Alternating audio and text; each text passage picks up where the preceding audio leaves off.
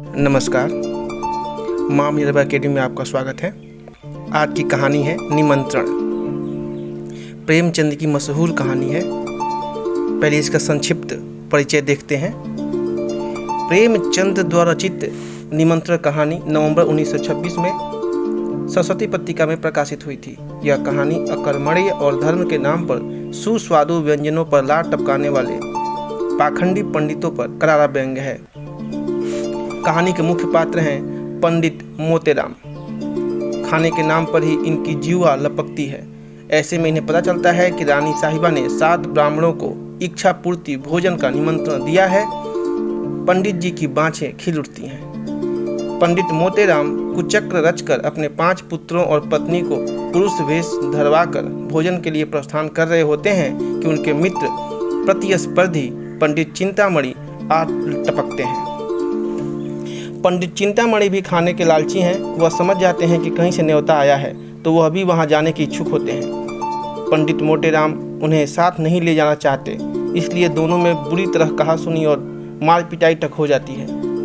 रानी साहिबा के यहाँ भोजन में थोड़ा समय था, तो पंडित मोटेराम को जाने क्या सूझी, वह पंडित चिंतामणि को भोजन के लिए लिवाने चले गए।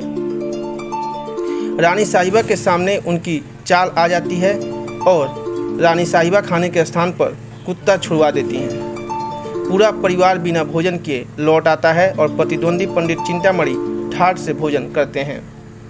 कहानी की भाषा सहज सरल और प्रवाहमयी है। संवादों द्वारा दोनों पंडितों के चरित्र को पूर्णतया उजागर किया गया है।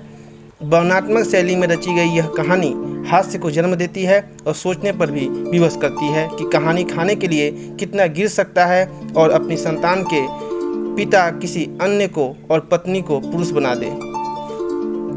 रानी साहिबा का व्यवहार भी कोई अच्छा प्रभाव नहीं छोड़ता। पंडित चिंतामणि भी अपने मित्र को नीचा दिखाते हैं।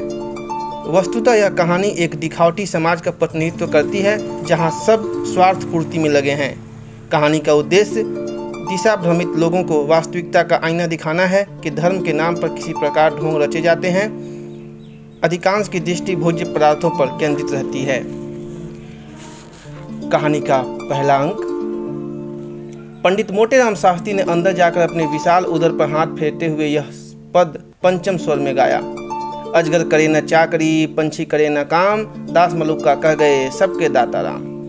सोना ने प्रफुल्लित होकर पूछा, कोई मीठी ताजी खबर है क्या? शास्त्री जी ने पैंतरे बदल कर कहा, मार लिया आज, ऐसा ताक कर मारा कि चारों खाने चित्त। सारे घर का न्योता, सारे घर का। वह बढ़ बढ़ कर हाथ मारूंगा कि देखने वाले दंग रह जाएंगे। उधर महाराज अभी से अधीर हो रहे हैं। सोना, कहीं पहले की भांति अब की भी धोखा न हो, पक्का पोढ़ा कर लिया है ना?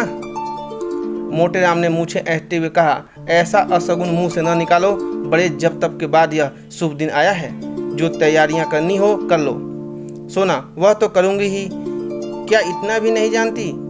जन्म भर घास थोड़े ही खोदती रही हूँ, मगर है घर भर का ना। मोटेराम, अब और कैसे कहूँ, पूरे घर भर का है। इसका अर्थ समझ में न आया हो तो मुझसे पूछो। विद्वानों की बात समझना सबका काम नहीं। अगर उनकी बात समझ में आ जाए तो उनकी विद्वता का महत्व ही क्या रहे? बताओ, क्या समझी? मैं इस समय बहुत ही सरल भाषा में बोल रहा हूँ, मगर तुम नहीं समझ सकी। बताओ, विद्वता किसे कहते हैं? महत्व ही का अर्थ बताओ। घर भर का निमंत्रण देना क्या दिल लगी है? हाँ, ऐसे अवसर पर विद्वान लोग राजनीति से काम लेते हैं और उसका वही आशय निकालते हैं जो अपने अनुकूल हो। मुरादपुर की रानी साहिब 7 ब्राह्मणों को इच्छापूर्ण भोजन कराना चाहती हैं। कौन कौन महाशय मेरे साथ जाएंगे, यह निर्णय करना मेरा काम है। अलगू राम शास्त्री, बेनी राम शास्त्री, छेदी राम शास्त्री, भवानी राम शास्त्री, फेंकू राम शास्त्री, मोटेराम शास्त्री आदि जब इतने आदमी घर पर ही हैं, तब बाहर कौन ब्राह्मणों को खोजने जाए? सोना, और 7वां कौन है? मोटेराम, बुढ़ी को दौड़ाओ। सोना, एक पत्तल घर लेते आना। मोटेराम, फिर वही बात कही जिसमें बदनामी हो। छी छी, पत्तल घर लाऊं? उस पत्तल में वह स्वाद कहाँ जो यजमान के घर बैठकर भोजन करने में है। सुनो, 7वें ब्राह्मण हैं पंडित सोनाराम शास्त्री। सोना, चलो दिल लगी करते हो, भला मैं कैसे जाऊंगी? मोटेराम, ऐसे ही कठिन अवसरों पर तो विद्या की आवश्यकता पड़ती है। विद्वान आदमी अवसर को अपना सेवक बना लेता है, मूर्ख अपने भोज्य को रोता है। सोना देवी और सोनाराम शास्त्री में क्या अंतर है जानती हो? केवल परिधान का अर्थ समझती हो? परिधान पहनाव को कहते हैं। इसी साड़ी को मेरी तरह बांध लो, मेरी मिर्जई पहन लो, ऊपर से चादर ओढ़ लो, पगड़ी मैं बांध दूंगा, फिर कौन पहचान सकता है? सोना ने हंसकर कहा, मुझे तो लाज लगेगी मोटेराम, तुम्हें करना ही क्या है, बातें तो हम करेंगे। सोना ने मन ही मन आने वाले पदार्थों का आनंद लेकर कहा, बड़ा मजा होगा। मोटेराम, बस अब विलंब न करो, तैयारी करो, चलो। सोना, कितनी फाकी बना लूं? मोटेराम, यह मैं नहीं जानता, बस यही आदर्श सामने रखो कि अधिक से अधिक लाभ हो। सहसा सोना देवी को एक बात याद आई, बोली, अच्छा इन बिच्छुओं को क्या करूंगी? मोटेराम ने त्योरी चढ़ाकर कहा, इन्हें उठा कर रख देना। और क्या करोगी? सोना, हाँ जी, क्यों नहीं, उतार कर रख क्यों न दूंगी। मोटेराम, तो क्या तुम्हारे बिछुए पहनने ही से मैं जी रहा हूँ? जीता हूँ पौष्टिक पदार्थों के सेवन से, तुम्हारे बिछुओं के पुण्य से नहीं जीता। सोना, नहीं भाई, मैं बिछुए न उतारूंगी। मोटेराम ने सोचकर कहा, अच्छा पहनने चलो, कोई हानि नहीं, गोवर्धनधारी यह बाधा भी हर लेंगे, बस पाँव में बहुत से कपड़े लपेट लेना, मैं कह दूंगा इन पंडित जी को फील पाँव हो गया। क्यों, कैसी सूझी? पंडिताइन ने पतिदेव को प्रशंसा सूचक नेत्रों से देखकर कहा, जन्म भर पढ़ा नहीं है। खंड 2। संध्या समय पंडित जी ने 5 पुत्रों को बुलाया और उपदेश देने लगे। पुत्रों, कोई काम करने के पहले खूब सोच समझ लेना चाहिए कि कैसे क्या होगा। मान लो रानी साहब ने तुम लोगों का पता ठिकाना पूछा, आरंभ किया, तो तुम लोग क्या उत्तर दोगे? यह तो महान मूर्खता होगी कि तुम सब मेरा नाम लो। सोचो कितने कलंक और लज्जा की बात होगी कि मुझ जैसा विद्वान केवल भोजन के लिए इतना बड़ा कुचक्र रचे। इसलिए तुम सब थोड़ी देर के लिए भूल जाओ कि मेरे पुत्र हो। कोई मेरा नाम न बतलाए, संसार में नामों की कमी नहीं, कोई अच्छा सा नाम चुन कर बता देना। पिता का नाम बदल देने से कोई गाली नहीं लगती, यह कोई अपराध नहीं। अलगू, आप ही न बता दीजिए। मोटेराम, अच्छी बात है, बहुत अच्छी बात है। हाँ, इतने महत्व का काम मुझे स्वयं करना चाहिए। अच्छा सुनो, अलगूराम के पिता का नाम है पंडित केशव पांडे, खूब याद कर लो। बेनीराम के पिता का नाम है पंडित मंगरू ओझा, खूब याद रखना। छेदीराम के पिता का है पंडित दमड़ी तिवारी, भूलना नहीं। भवानी, तुम गंगू पांडे बतलाना, खूब याद कर लो। अब रहे फेंकूराम, तुम बेटा बतलाना, सेतुराम पाठक। हो गए सब? हो गया सबका नाम उच्चारण? अच्छा, अब मैं परीक्षा लूंगा, होशियार रहना। बोलो अलगू, तुम्हारे पिता का क्या नाम है? अलगू, पंडित केशव पांडे। बेनीराम, तुम बताओ? दमड़ी तिवारी। छेदी, यह तो मेरे पिता का नाम है। बेनी, मैं तो भूल गया। मोटेराम, भूल गए? पंडित के पुत्र होकर तुम एक नाम भी नहीं याद कर सकते, बड़े दुख की बात है। मुझे 5 नाम याद हैं, तुम्हें एक नाम भी याद नहीं। सुनो, तुम्हारे पिता का नाम है पंडित मंगरू ओझा। पंडित जी लड़कों की परीक्षा ले ही रहे थे कि उनके परम मित्र पंडित चिंतामणि जी ने द्वार पर आवाज दी। पंडित मोटेराम ऐसे घबराए कि सिर पैर की सुधि न रही। लड़कों को भगाना ही चाहते थे कि पंडित चिंतामणि अंदर चले आए। दोनों सज्जनों में बचपन से गाढ़ी मैत्री थी, दोनों बहुधा साथ साथ भोजन करने जाया करते थे, और यदि पंडित मोटेराम अव्वल रहते तो पंडित चिंतामणि के द्वितीय पद में कोई बाधक न हो सकता था। पर आज मोटेराम अपने मित्र को साथ नहीं ले जाना चाहते थे।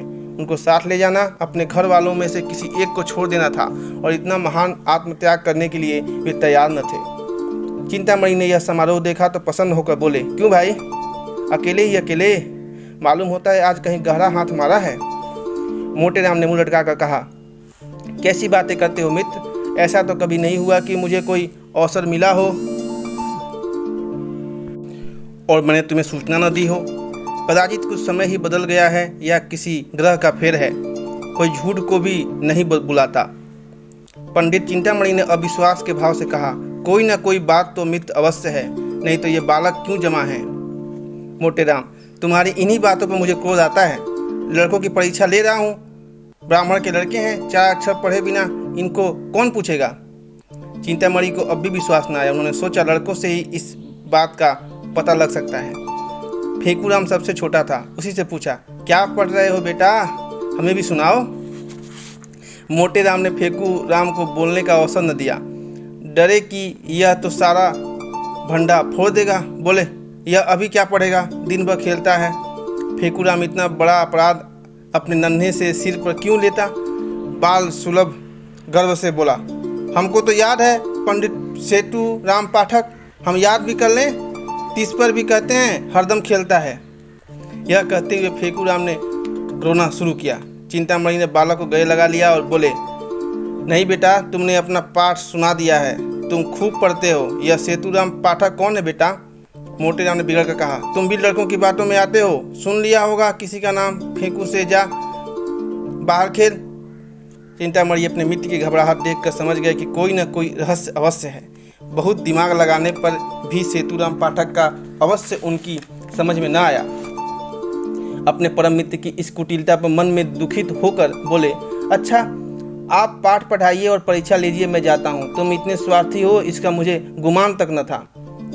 आज तुम्हारी मित्रता की परीक्षा हो गई। पंडित चिंतामणि बाहर चले गए। मोटे राम जी के पास उन्हें मनाने के लिए समय न था, फिर परीक्षा लेने लगे। सुना ने कहा, मान लो उनको ही मना लो, रूठ जाते हैं, फिर परीक्षा ले लेना। मोटे राम, जब कोई काम पड़ेगा मना लूंगा, निमंत्रण की सूचना पाते ही इनका सारा क्रोध शांत हो जाएगा। हाँ भवानी, तुम्हारे पिता का क्या नाम है बोलो? भवानी, गंगू पांडे। मोटे राम, और तुम्हारे पिता का नाम? फेंकू, बता तो दिया, उस पर कहते हैं पढ़ता नहीं। मोटे राम, हमें ही बता दो। फेंकू, सेतुराम पाठक। मोटे राम, बहुत ठीक, हमारा लड़का बड़ा राजा है, आज तुम्हें अपने साथ बैठाएंगे और सबसे अच्छा माल तुम्ही को खिलाएंगे। सोना, हमें भी तो कोई नाम बता दो। मोटे राम ने रसिकता से मुस्कुराकर कहा, तुम्हारा नाम है पंडित मोहन स्वरूप शुक्ल। सोना देवी ने लजाकर सिर झुका लिया। खंड 3। सोना देवी तो लड़कों को कपड़े पहनाने लगी। उधर फेंकू आनंद की उमंग में घर से बाहर निकला। पंडित चिंतामणि रूठ कर तो चले थे, पर कुतूहलवश अभी द्वार पर दबके खड़े थे। जिन बातों की भनक इतनी देर में उनके कानों में पड़ी, उससे यह तो ज्ञात हो गया कि कहीं निमंत्रण है, पर कहाँ है, कौन कौन से लोग निमंत्रित हैं, यह कुछ ज्ञात न हुआ था। इतने फेंकू बाहर निकला तो उन्होंने उसे गोद में उठा लिया और बोले, कहाँ न्योता है बेटा? अपनी जान में तो उन्होंने बहुत धीरे से पूछा था, पर न जाने कैसे पंडित मोटे राम के कान में भनक पड़ गई। तुरंत बाहर निकल आए। देखा तो चिंतामणि जी फेंकू को गोद में लिए कुछ पूछ रहे हैं। लपक कर लड़के का हाथ पकड़ लिया और चाहा कि अपने मित्र को गोद से छीन ले, मगर चिंतामणि को अभी अपने प्रश्न का उत्तर न मिला था। अतएव वे लड़के का हाथ छुड़ाकर उसे लिए हुए अपने घर की ओर भागे। मोटे राम भी यह कहते हुए उनके पीछे दौड़े, उसे क्यों ले जाते हो, धूर्त कहीं का दुष्ट? चिंतामणि, मैं कह देता हूँ, इसका नतीजा अच्छा ना होगा, फिर कभी किसी निमंत्रण में न ले जाऊंगा। भला चाहते हो तो उसे उतार दो। मगर चिंतामणि ने एक न सुनी, भागते ही चले गए। उनकी देह अभी संभाल के बाहर न हुई थी, दौड़ सकते थे, पर मोटे राम को एक एक पग आगे बढ़ाना दुरस्तर हो रहा था। भैंसी की भांति हाँफते थे और नाना प्रकार के विशेषणों का प्रयोग करते दुलकी चाल से चले जाते थे। और यद्यपि प्रतिक्षण अंतर बढ़ता जाता था, पर पीछा न छोड़ते थे। अच्छी घुड़दौड़ थी।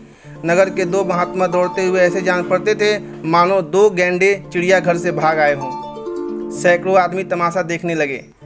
कितने ही बालक उनके पीछे तालियां बजाते हुए दौड़े।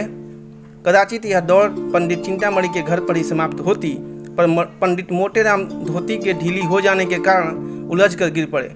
चिंतामणि ने पीछे फिर कर यह दृश्य देखा तो रुक गए और फेंकू राम से पूछा, क्यों बेटा, कहाँ होता है? फेंकू, बता दें तो हमें मिठाई दोगे ना? चिंतामणि, हाँ दूंगा, बताओ। फेंकू, रानी के यहाँ। चिंतामणि, कहाँ की रानी? फेंकू, यह मैं नहीं जानता, कोई बड़ी रानी है। नगर में कोई बड़ी बड़ी रानियाँ थीं। पंडित जी ने सोचा सभी रानियों के द्वार पर चक्कर लगाऊंगा, जहाँ भोजन होगा वहाँ कुछ भीड़ भाड़ होगी ही, पता चल जाएगा। यह निश्चय करके वे लौट पड़े। सहानुभूति प्रकट करने में अब कोई बाधा न थी। मोटे राम जी के पास आए तो देखा कि वे पड़े करा रहे हैं, उठने का नाम नहीं लेते। घबरा कर पूछा, गिर कैसे पड़े मित्र? यहाँ कहीं गाढ़ा भी तो नहीं है? मोटे राम, तुमसे क्या मतलब, तुम लड़के को ले जाओ, जो कुछ पूछना चाहो पूछो।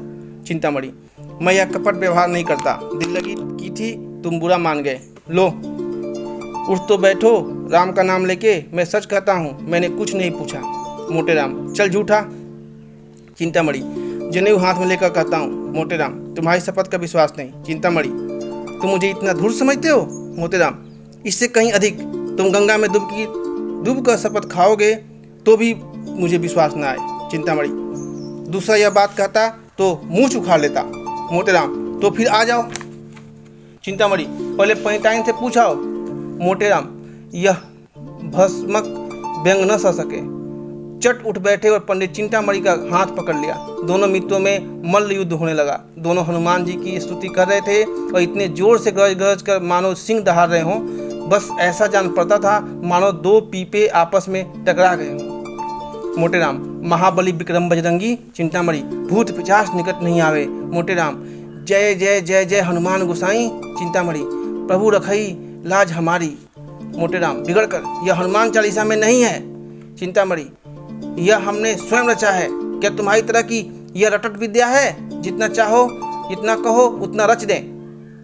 मोटेराम, अबे हम रचने में पर आ जाएं तो एक दिन में 1,00,000 स्तुतियां रच डालें, किंतु इनका अवकाश कैसे मिले? दोनों महात्मा अलग खड़े होकर अपने अपने रचना कौशल की डींगे मार रहे थे।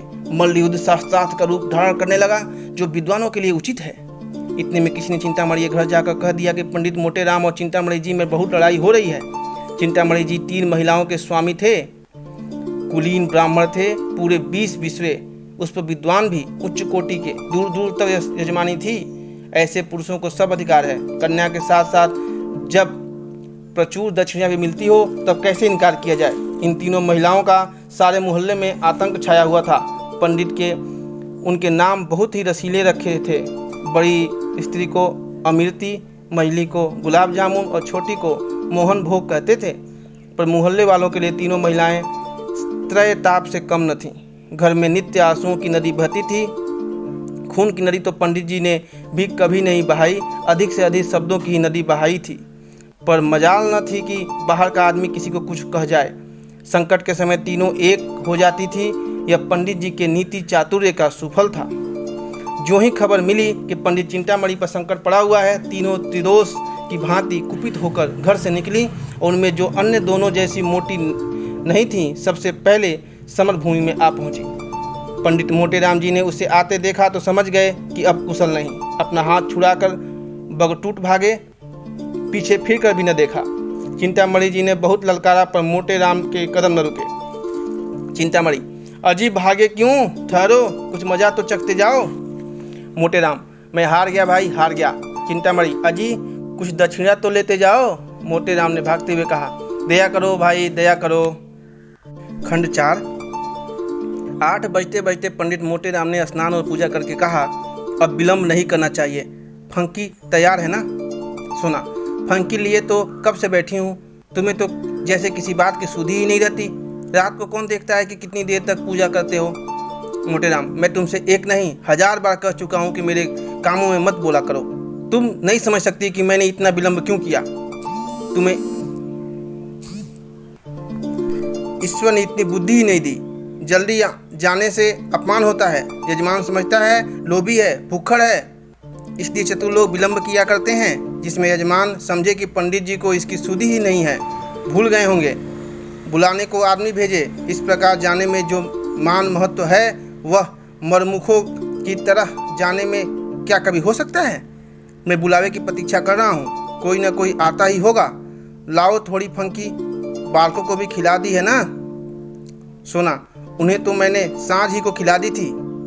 मोटेराम, कोई सोया तो नहीं? सोना, आज भला कौन सोएगा। सब भूख भूख चिल्ला रहे थे तो मैंने 1 पैसे का चबेना मंगवा दिया। सब के सब ऊपर बैठे खा रहे हैं। सुनते नहीं हो, मारपीट हो रही है। मोटेराम ने दांत पीस कर कहा, जी कहता है कि तुम्हारी गर्दन पकड़कर ऐंठ दूं। भला इस बेला चबेना मांगने का क्या काम था।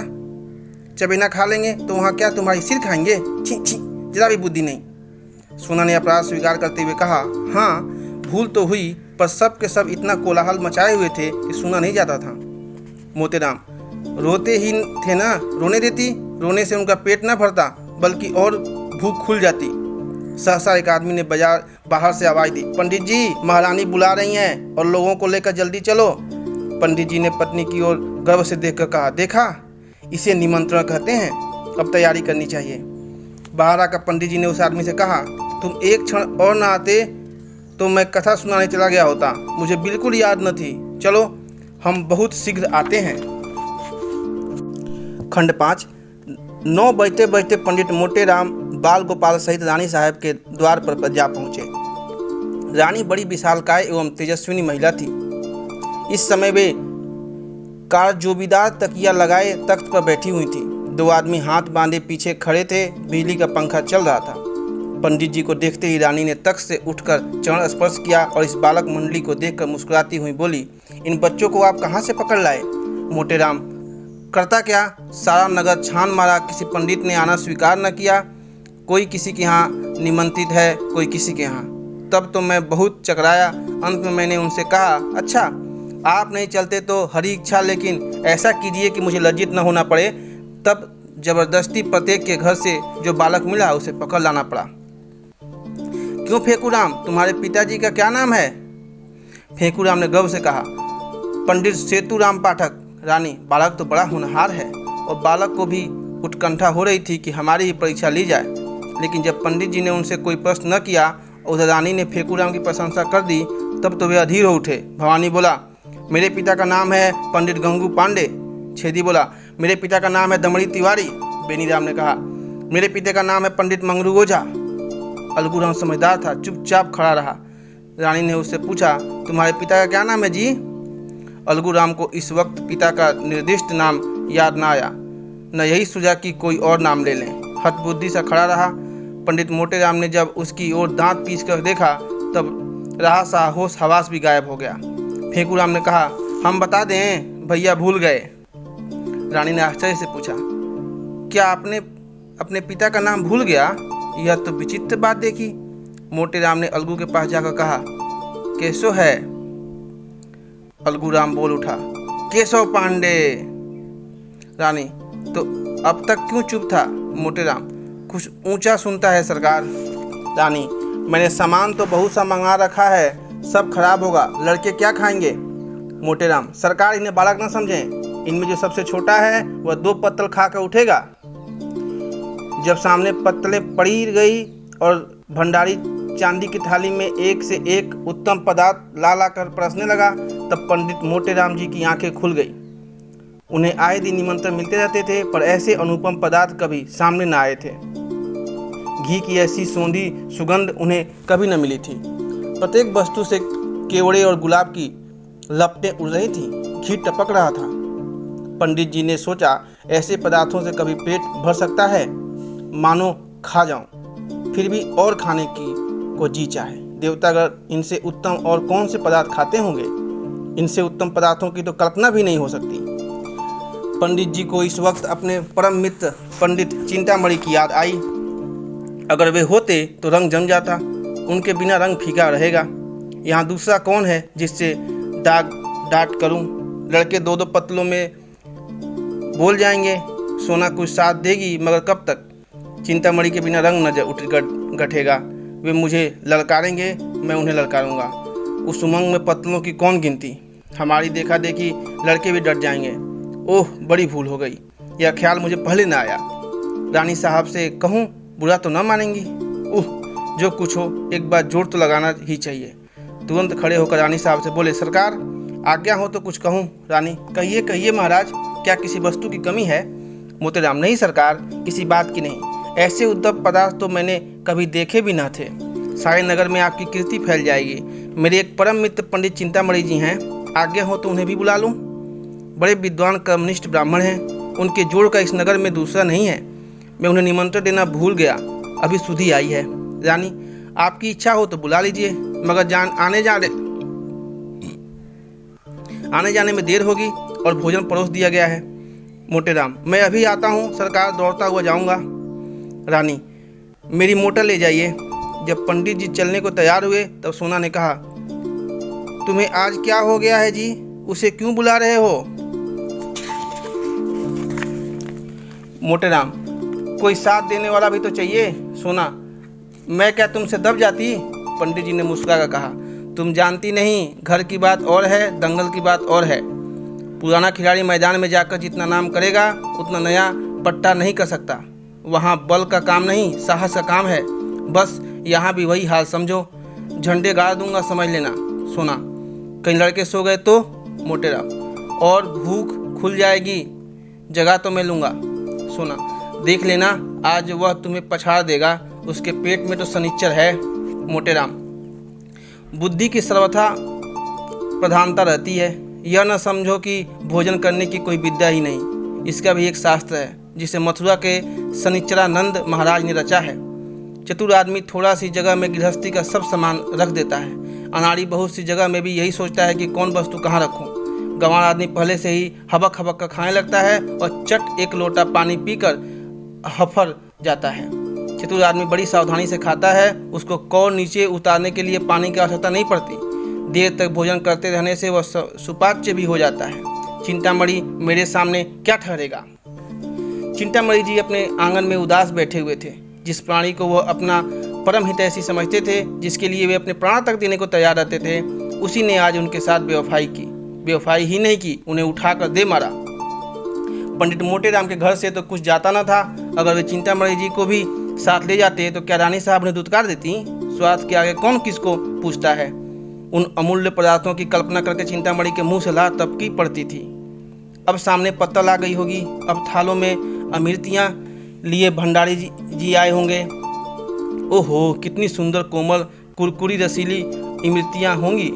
अब बेसन के लड्डू आए होंगे। ओहो, कितने सुडौल मेवों से भरे हुए घी से तरातर लड्डू होंगे। मुंह में रखते गल जाते होंगे। जीभ भी न डुलानी पड़ती होगी। आहा, अब मोहन भोग आया होगा। हाय रे दुर्भाग्य, मैं यहाँ पड़ा सड़ रहा हूँ और वहाँ यह बाहर। बड़े निर्दयी हो मोटे राम, तुमसे इस निष्ठुरता की आशा न थी। अमृति देवी बोली, तुम इतना दिल छोटा क्यों करते हो।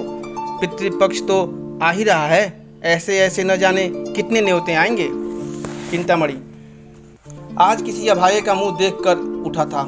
लाओ तो पतरा देखूं कैसा मुहूर्त है। अब नहीं रहा जाता। सारा नगर छान डालूंगा, कहीं तो पता चलेगा। नासिका तो दाहिनी चल रही है। एकाएक मोटर की आवाज़ आई। उसके प्रकाश से पंडित जी का सारा घर जगमगा उठा। वे खिड़की से झांकने लगे तो मोटे राम को मोटर से उतरते देखा। एक लंबी सांस लेकर चारपाई पर गिर पड़े। मन में कहा कि दुष्ट भोजन करके अब यहाँ मुझसे बखान करने आया है। अमृति देवी ने पूछा, कौन है दाढ़ीजार, इतनी रात को जगावत है। मोटे राम, हम हैं हम, गाली न दो। अमृति, अरे दुर्मुँहों से, तय कौन है। कहत हैं हम हैं हम, को जानत है कौन है। मोटे राम, अरे हमारी बोली नहीं पहचानती हो, खूब पहचान लो, हम हैं तुम्हारे देवर। अमृति, अरे दूर, तोरे मुंह में कालिख लागे, तो लहास उठे, हमार देवर बनत है दाढ़ीजार। मोटे राम, अरे हम हैं मोटे राम शास्त्री, क्या इतनी भी नहीं पहचानती। चिंतामणि जी घर में हैं। अमृति ने किवाड़ खोल दिया और तिरस्कार भाव से बोली, अरे तुम थे तो नाम क्यों नहीं बताते थे। जब इतनी गालियां खा ली तो बोल निकला, क्या है क्या है।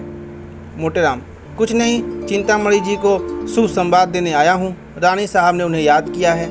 अमृति, भोजन के बाद बुलाकर क्या करेंगी। मोटे राम, अभी भोजन कहाँ हुआ है। मैंने जब इनकी विद्या कर्म निष्ठा सदा विचार की प्रशंसा की तब मुग्ध हो गई।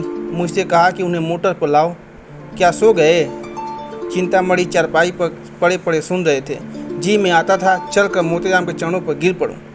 उनके विषय में अब तक जितने कुत्सित विचार उठे थे सब लुप्त हो गए। ग्लानि का आविर्भाव हुआ, रोने लगे। अरे भाई, आते हो या सोते ही रहोगे। यह कहते हुए मोतीराम उनके सामने जाकर खड़े हो गए। चिंतामणि, तब क्यों न ले गए। जब इतनी दुर्दशा कर लिए तब आए। अभी तक पीठ में दर्द हो रहा है। मोटे राम, अजी वह तरमाल खिलाऊंगा कि सारा दर्द वर्द भाग जाएगा। तुम्हारे यजमानों को भी ऐसे पदार्थ मयस्सर न हुए होंगे। आज तुम्हें बद कर पछाड़ूंगा। चिंतामणि, तुम बेचारे मुझे क्या पछाड़ोगे। सारे शहर में तो कोई ऐसा माई का लाल दिखाई नहीं देता। हमें शनिचर का इष्ट है। मोटे राम, अजी यहाँ बरसों तपस्या की है। भंडारे का भंडारा साफ कर दे और इच्छा ज्यों की त्यों बनी रहे। बस यही समझ लो कि भोजन करके हम खड़े नहीं रह सकते। चलना तो दूर की बात है, गाड़ी पर लद कर आते हैं। चिंतामणि, तो यह कौन बड़ी बात है। यहाँ तो टिकटी पर उठा कर लाए जाते हैं। ऐसी ऐसी डकारें लेते हैं कि जान पड़ता है बम गोला छूट रहा है। एक बार खुफिया पुलिस ने बम गोले के संदेह में घर की तलाशी तक ली डाली। मोटेराम, झूठ बोलते हो, कोई इस तरह नहीं डकार सकता। चिंतामणि, अच्छा तो आकर सुन लेना, डर कर भाग न जाओ तो सही। एक क्षण में दोनों मित्र मोटर पर बैठे और मोटर चली। रास्ते में पंडित चिंतामणि को शंका हुई कि कहीं ऐसा न हो कि मैं पंडित मोटेराम का पिछलग्गू समझा जाऊं और मेरा यथेष्ट सम्मान न हो। उधर पंडित मोटेराम को भी भय हुआ कि कहीं ये महाशय में प्रतिद्वंदी न बन जाएं और रानी साहब पर अपना रंग जमा लें। दोनों अपने अपने मंसूबे बांधने लगे। जो ही मोटर रानी के भवन में पहुंची, दोनों महाशय उतरे और मोटेराम चाहते थे कि पहले मैं रानी के पास पहुंचूं और कह दूं कि पंडित को ले आया, और चिंतामणि चाहते थे कि पहले मैं रानी के पास पहुंचूं और अपना रंग जमा दूं। दोनों कदम बढ़ाने लगे। चिंतामणि हल्के होने के कारण जरा आगे बढ़ गए और तो पंडित मोटेराम दौड़ने लगे। चिंतामणि भी दौड़ पड़े। घुड़दौड़ सी होने लगी। मालूम होता था कि दो गैंडे भागे जा रहे हैं। अंत में मोटेराम ने हाँफते हुए कहा, राजसभा में दौड़ते हुए जाना उचित नहीं। चिंतामणि, तो तुम धीरे धीरे आओ ना, दौड़ने को कौन कहता है। मोटेराम, जरा रुक जाओ, मेरे पैर में कांटा गड़ गया है। चिंतामणि, तो निकाल लो, तब तक मैं चलता हूँ। मोटेराम, मैं न कहता तो रानी तुम्हें पूछती भी ना। मोटेराम ने बहुत बहाने किए पर चिंतामणि ने एक न सुनी। भवन में पहुँचे। रानी साहब बैठी कुछ लिख रही थी और रह रह कर द्वार की ओर ताक रही थी कि साहस पंडित चिंतामणि उनके सामने आ खड़े हुए और यूं स्तुति करने लगे, हे यशोदे, तू बाल केशव मुरार नामा। रानी, क्या मतलब? अपना मतलब कहो। चिंतामणि, सरकार को आशीर्वाद देता हूँ। सरकार ने इस दास चिंतामणि को निमंत्रित करके कितना अनुग्रहित किया है, उसका बखान शेषनाग अपनी सहस्र जिह्वा द्वारा भी नहीं कर सकते। रानी, तुम्हारा ही नाम चिंतामणि है? वे कहाँ रह गए पंडित मोटेराम शास्त्री? चिंतामणि, पीछे आ रहा है सरकार। मेरे बराबर आ सकता है भला? मेरा तो शिष्य है। रानी, अच्छा तो वे आपके शिष्य हैं? चिंतामणि, मैं अपने मुंह से अपनी बड़ाई नहीं करना चाहता सरकार। विद्वानों को नम्र होना चाहिए, पर जो यथार्थ है वह तो संसार जानता है। सरकार, मैं किसी से वाद विवाद नहीं करता, यह मेरा अनुशीलन अभिष्ट नहीं। मेरे शिष्य भी बहुधा मेरे गुरु बन जाते हैं, पर मैं किसी से कुछ नहीं करता। जो सत्य है वह सभी जानते हैं। इतने पंडित मोटेराम भी गिरते पड़ते भापते हुए आ पहुँचे और यह देख कर चिंतामणि भद्रता और सभ्यता के मूर्ति बने खड़े हैं, वे देवोपम शांति के साथ खड़े हो गए। रानी, पंडित चिंतामणि बड़े साधु प्रकृति एवं विद्वान हैं। आप उनके शिष्य हैं, फिर भी वे आपको अपना शिष्य नहीं कहते। मोटेराम, सरकार, मैं इनका दासानुदास हूँ। चिंतामणि, जगतारिणी, मैं इनका चरण रज हूँ। मोटेराम, रिपुदल संहारिणी, मैं इनके द्वार का कुकर हूँ। रानी, आप दोनों सज्जन पूज्य हैं, एक से एक बड़े हुए, चलिए भोजन कीजिए। सुना रानी बैठी पंडित मोटेराम की राह देख रही थी। पति की इस मित्र भक्ति पर उन्हें बड़ा क्रोध आ रहा था। बड़े लड़के के विषय में तो कोई चिंता न थी, लेकिन छोटे बच्चों के सो जाने का भय था। उन्हें किस्से कहानियाँ सुना कर बहला रही थी कि भंडारी ने आकर कहा, महाराज चलो। दोनों पंडित जी आसन पर बैठ गए। फिर क्या था, बच्चे कूद कूद कर भोजनशाला में आ पहुँचे। देखा तो दोनों पंडित दो वीरों की भांति आमने सामने डटे बैठे हैं। दोनों अपना अपना पुरुषार्थ दिखाने के लिए अधीर हो रहे थे। चिंतामणि, भंडारी जी, तुम परोसने में बड़ा विलम्ब करते हो, क्या भीतर जाकर सोने लगते हो?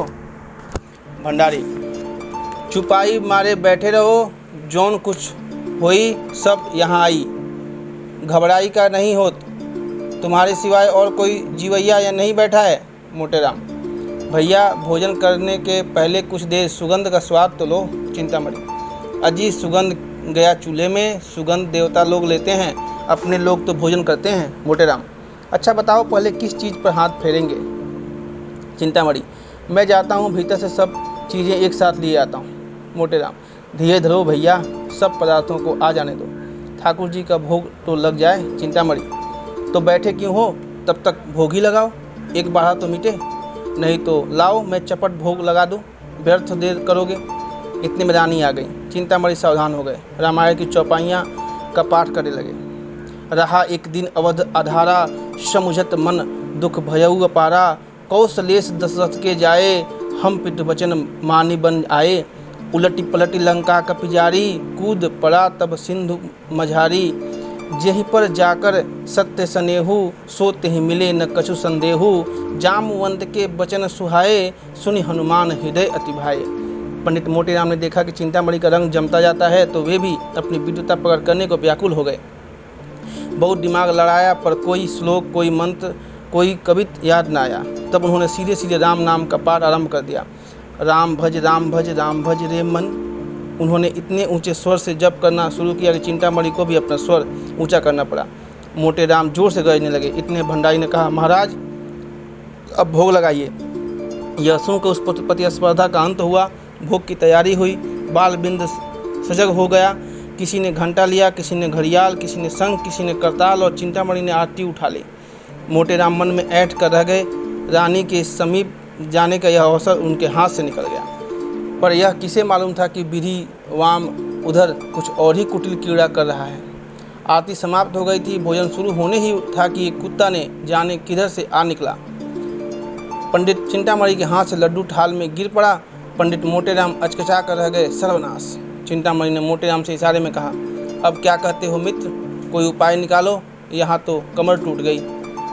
मोटेराम ने लंबी सांस खींचे कहा, अब क्या हो सकता है, यह ससुरा आया किधर से? रानी पास ही खड़ी थी। उन्होंने कहा, अरे कुत्ता किधर से आ गया? यह रोज बंधा रहता था, आज कैसे छूट गया? अब तो रसोई भ्रष्ट हो गई। चिंतामणि, सरकार, आचार्यों ने इस विषय में। मोटेराम, कोई हर्ज नहीं है सरकार, कोई हर्ज नहीं है। सोना, भाग्य फूट गया। जोहत जोहत आधी रात बीत गई, तब ये विपत फाट पड़ी। चिंतामणि, सरकार, स्वान के मुख में अमृत। मोटेराम, तो अब आज्ञा हो तो चलें? रानी, हाँ और क्या। मुझे बड़ा दुख है कि इस कुत्ते ने आज इतना बड़ा अनर्थ कर डाला। तुम बड़े गुस्ताख हो गए टामी। भंडारी, ये पत्थर उठाकर मेहतर को दे दो। चिंतामणि, सोना से छाती फटी जाती है। सोना को बालकों पर दया आई। बेचारे इतनी देर देवोपम धैर्य के साथ बैठे थे, बस चलता तो कुत्ते गला घोंट देती। बोली, लड़कन का तो दोष नहीं पड़त है, इन्हें काहे नहीं खिलाए देते हो? चिंतामणि, मोटेराम महादुष्ट है, इसकी बुद्धि भ्रष्ट हो गई है। सोना, ऐसे तो बड़े विद्वान बनत रहे, अब काहे नहीं बनत? मुंह में दही जम गया, जीभे नहीं खुलत है। चिंतामणि, सत्य कहता हूँ, रानी को चकमा दे देता। इस दुष्ट के मारे सब खेल बिगड़ गया। सारी अभिलाषाएं मन में रह गई। ऐसे पदार्थ अब कहाँ मिल सकते हैं? सोना, सारी मनुष्यी निकस गई। घर ही में गर्जे के शेर हैं। रानी ने भंडारी को बुलाकर कहा, इन छोटे छोटे तीनों बच्चों को खिला दो, ये बेचारे क्यों भूखे मरे? क्यों फेंकू राम, मिठाई खाओगे? फेंकू, इसलिए तो आए हैं। रानी, कितनी मिठाई खाओगे? फेंकू, बहुत सी। इतनी? रानी, अच्छी बात है, जितनी खाओगे उतनी मिलेगी, पर जो बात मैं पूछूं वह बतानी पड़ेगी। बताओगे ना? फेंकू, हाँ बताऊंगा, पूछिए। रानी, झूठ बोले तो एक मिठाई न मिलेगी, समझ गए? फेंकू, मत दीजिएगा, मैं झूठ बोलूँगा ही नहीं। रानी, अपने पिता का नाम बताओ। मोटेराम, बालकों को हरदम सब बातें स्मरण नहीं रहती, उसने तो आते बता दिया था। रानी, मैं फिर पूछती हूँ, इसमें आपको क्या हानि है? चिंतामणि, नाम पूछने में कोई हर्ज नहीं। मोटेराम, तुम चुप रहो चिंतामणि, नहीं तो ठीक न होगा। मेरे क्रोध को अभी तुम नहीं जानते, दबा बैठूंगा तो रोते भागोगे। रानी, आप तो व्यर्थ इतना क्रोध कर रहे हैं। बोलो फेंकूराम, तुम चुप क्यों हो? फिर मिठाई ना पाओगे। चिंतामणि, महारानी की इतनी दया दृष्टि तुम्हारे ऊपर है, बता दो बेटा। मोटेराम, चिंतामणि जी, मैं देख रहा हूँ तुम्हारे अधीन आए हैं, वह नहीं बताता तुम्हारा साझा आए वाए वहाँ से बड़े खैर ख्वाह बन के। सोना, अरे हाँ, लड़कन से ही सब पवारा से का मतलब?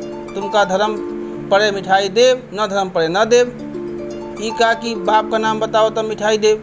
फेंकूराम ने धीरे से कोई नाम लिया। इससे पंडित जी ने उसे इतने जोर से डांटा कि उसकी आधी बात मुंह में ही रह गई। रानी, क्यों डांटते हो? उसे बोलने क्यों नहीं देते? बोलो बेटा। मोटेराम, आप हमें अपने द्वार पर बुलाकर हमारा अपमान कर रही हैं। चिंतामणि, इसमें अपमान की तो कोई बात नहीं है भाई। मोटेराम, अब हम इस द्वार पर कभी ना आएंगे, यहाँ सत्पुरुषों का अपमान किया जाता है। अलगू, कहिए तो मैं चिंतामणि को एक पटकन दूँ। मोटेराम, नहीं बेटा, दुष्टों को परमात्मा स्वयं दंड देता है। चलो यहाँ से चलें, अब भूल कर यहाँ ना आएंगे। खिलाना न पिलाना, द्वार पर बुलाकर ब्राह्मणों का अपमान करना, तभी तो देश में आग लगी हुई है। चिंतामणि, मोटेराम, महारानी के सामने तुम्हें इतनी कटु बातें न करनी चाहिए। मोटेराम, बस चुप ही रहना, नहीं तो सारा क्रोध तुम्हारे ही सिर जाएगा। माता पिता का पता नहीं, ब्राह्मण बनने चले हैं। तुम्हें कौन कहता है ब्राह्मण? चिंतामणि, जो कुछ मन चाहे कह लो, चंद्रमा पर थूकने से थूक अपने ही मुंह पर पड़ता है। जब तुम धर्म का एक लक्षण नहीं जानते तब तुमसे क्या बातें करूं? ब्राह्मण को धैर्य रखना चाहिए। मोटेराम, पेट के गुलाम हो, ठकुर सुहाती कर रहे हो कि एक आध पत्तल मिल जाए, यहाँ मर्यादा का पालन करते हैं। चिंता, कह तो दिया भाई कि तुम बड़े मैं छोटा, और क्या कहूँ, तुम सत्य कहते होगे, मैं ब्राह्मण नहीं शूद्र हूँ। रानी, ऐसा ना कहिए चिंतामणि जी। मोटेराम, इसका बदला न लिया तो कहना। यह कहते हुए पंडित मोटेराम बालक बिंद के साथ बाहर चले गए और भाग्य को कोसते हुए घर को चले। बार बार पछता रहे थे कि दुष्ट चिंतामणि को क्यों बुला लाया। सोना ने कहा, भंडा फुटट फुटट बच गया, फेंकुआ नाव बताए दे काहे रे, अपने बाप के नाम बताए दे फेंकू, और क्या, वे तो सच सच पूछती थी। मोटेराम, चिंतामणि ने रंग जमा लिया, अब भोजन से आनंद करेगा। सोना, तुम्हारी एको विद्या काम न आई, उतौन बाजी मार लेगा। मोटेराम, मैं तो जानती हूँ। रानी ने जानबूझकर कुत्ते को बुला लिया। सोना, मैं तो ओका मुँह देखत ताड़ गई कि हमका पहचान गई। इधर तो ये लोग पछताते चले जाते थे, उधर चिंतामणि की 5 उंगली घी में थी। आसन मारे भोजन कर रहे थे। रानी अपने हाथों से मिठाइयाँ परोस रही थी। वार्तालाप भी होता जाता था। रानी, बड़ा धूर्त है, मैं बालकों को देखते ही समझ गई। अपनी स्त्री को भेष बदल कर लाते उसे लज्जा न आई। चिंतामणि, मुझे कोस रहे होंगे। रानी, मुझसे उड़ने चला था, मैंने भी कहा बच्चा तुमको ऐसी शिक्षा दूंगी कि उम्र भर याद करोगे। टॉमी को बुला लिया। चिंतामणि, सरकार की बुद्धि को धन्य है। इसी के साथ ये कहानी समाप्त हुई। हरिओम।